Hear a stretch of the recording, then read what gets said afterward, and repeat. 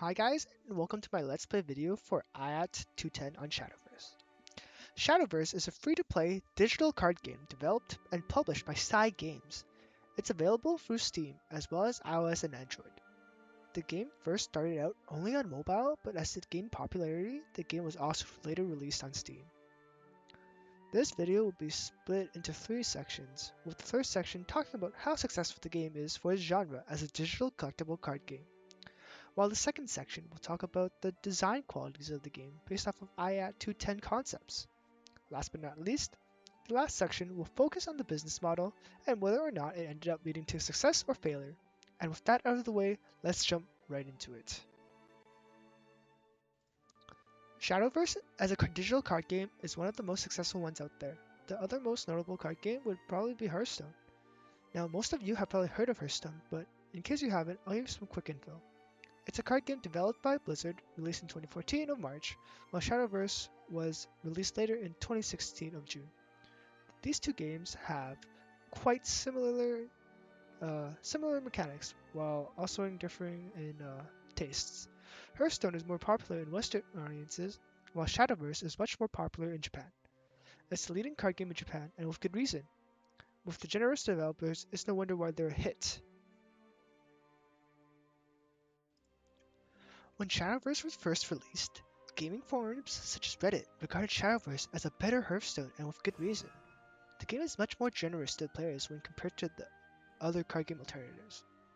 When new sets of the cards would be released, the game would give you 10 packs of the new expansion. This is much more than what Hearthstone would give you, as the most you would get would be 1 or 2 packs. The generous game was a big turn on for players, as one of the toughest things about card game genre is that you must have lots of cards to fully enjoy the game. What sets this game apart from other card games is the frequency of patches. They usually adjust cards depending on how strong they are, by making the game as close to being balanced as possible. It makes players feel that there is actual skill in the game, and that games are not lost due to one player being more lucky with their draws. Card games are pretty much the essence of chance, as one never knows what cards you might start with. So the developers do their best to balance skill and luck, making sure luck doesn't beat skill all the time. The game has 8 playable classes that are all available right away. Each class has its own unique gimmick that other classes do not have. This makes each class unique and allows for different strategies to be played. It's no fun if you're playing against the same thing every game, which is why all the classes have different gimmicks. Now let's move on to design qualities. And what better way to know more about design qualities than to go ahead and play the game? Going into the Magic Circle. The Magic Circle starts when you start the application and select a deck to use. Once you enter the game, you are restricted by the game's rules and must follow through with them to accomplish one goal, lowering your opponent's health from 20 to 0. Before you can get into a game, you must construct a deck to use, or you can use a default deck the game has given to you. Each deck must contain 40 cards and you cannot have more than 3 copies of each card. Once we have our deck, let's go ahead and find ourselves a match.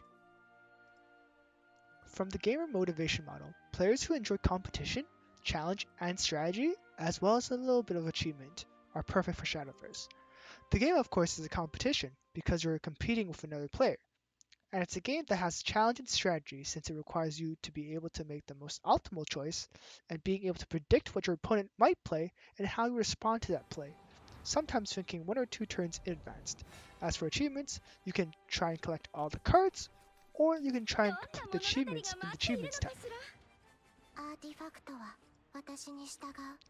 The game is played on a 2-dimensional space, and the first thing you interact with as you enter a match is the mulligan. Mulligan is a term that means that you have the option to replace any one of your starting cards with a random one, and this is where mental skill is involved. You have to decide what cards you want to keep and which cards you don't mind losing and a chance of getting a different card. You don't know what that card is, so you might get a worse card than the card you put in, so you have to think carefully. Usually you want lower cost cards as you don't start off with enough mana, but if you have a guess as to what the opponent is going to play, you can save certain cards for them. For example, if they're playing an aggressive deck, you want lower cost cards to play early to hold off against their aggression. While if they're playing a slower type kind of deck, you can afford to keep higher cost cards like 4 mana or 5 mana cards in your hand. Speaking of mana, Mana is one of the very important objects in this game. Mana is the resource that is needed to play your cards. Think of mana as your fuel for a card. Once you run out of fuel, you can't go anywhere, so with no mana, you can't do anything. Each card in the game has a mana cost. You can't play anything more than the mana you currently have, as that is a part of the game's rules. You can gain 1 mana each turn, capping at 10 mana. The mana cost of a card can be found on the top left of each card. Mana is a dynamic attribute because it is constantly changing, while having the amount of available mana to spend increase every turn. Your mana goes down as cards are played and doesn't get replenished until your next turn. However, the max mana is a static attribute as the maximum 10 can't be changed. The class we're playing is Forest Craft. Its special ability is depending on the number of cards you play during your turn. Certain cards will have a bonus effect if you've reached the requirements of playing enough cards. This is a virtual skill, as it is a skill we do not have in real life. Anyways, if you look near the character portraits, you see our starting health, and looking at our hands, we see we have 3 followers and 1 spell, drawing into 1 additional follower. Followers have an attack value and a defense value, while spells only have the mana cost. If we look behind the values, we notice affordance. Behind the attack value, we notice a sword, which is usually attached with an attack connotation, while the defense value having a shield behind it, indicating a defense connotation. For players, this is a visual clue to show that the follower has a certain amount of attack and defense, and they quickly understand that if the attack is higher than defense, you will be able to defeat the opposing follower. Followers are also dynamic attributes, as they have different states: unevolved, evolved, and destroyed. There are 2 types of actions: operative actions and resultant actions. Operative actions are the base actions of the game. In this case, operative actions would be playing a follower or spell, attacking if possible, and the evolving mechanic, which I will touch on later. Resultant actions are strategic actions. For example, baiting out a certain card or tricking your opponent to overextend with the resources while you having a card to counter their play is a resultant action. Some cards have options between choosing one effect or another effect, and this choice depends on the circumstance of the game, and each effect could have its upside. Knowing the correct choice to make at a certain time is very important. And that leads me to player agency. Player agency is also a big part of card games, and I think it's one of the biggest things that draw people into card games. People care that their choice is meaningful, and card games is just filled with so much choice. You decide how to construct your deck, you decide which cards to exchange at the start, you decide which cards to play, and which options are available. The game is just filled with so much choice. When you win, it feels good because you think the choices that you make were meaningful enough for you to win. And sometimes when you lose, you make the wrong choice, and then you realize that you make the wrong choice, and you end up losing, and that's fun. While other times you can win and or lose based off of luck. Earlier I talked about the evolve mechanic, and now I'll talk a little bit more about it. If you look at a follower card, you can tell that it has 2 layers of stats: the unevolved stats and the evolved stats. If you notice on the screen the yellow diamonds next to your character portrait, those are your evolution skills. The second player gets 3 evolutions, while the first player gets 2 evolutions. Since going first has an advantage, the second player gets 3 as compensation. The evolution point changes the stat of the follower from its unevolved stats to its evolved stats, sometimes giving the follower a new ability to help sway the tide of the battle.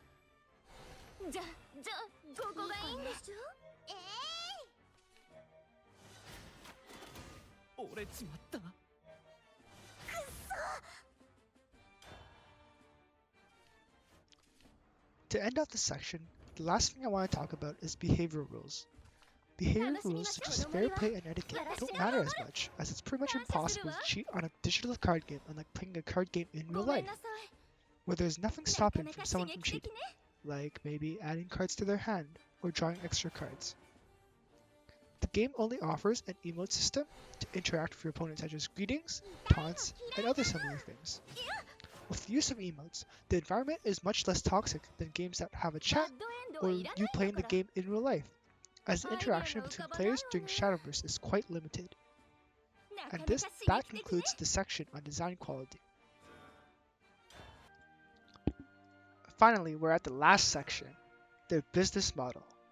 Psy Games uses a freemium business model as it is free to play and offers two kinds of microtransactions, pay to entertain aspects and pay to win aspects.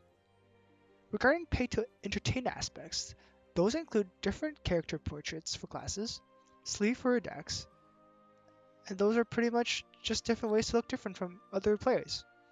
While the pay to win aspects involve spending money for packs, which leads to competitive advantage as more cards mean more options and the likeliness of having more powerful cards in your arsenal.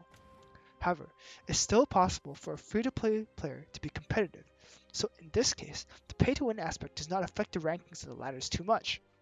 You can expect someone who is free-to-play and someone who is pay-to-play to be on similar rankings because of this. Something important to note is that card games with a pack system is pretty much gambling at its purest. You're risking something, in this case money, for a chance to win.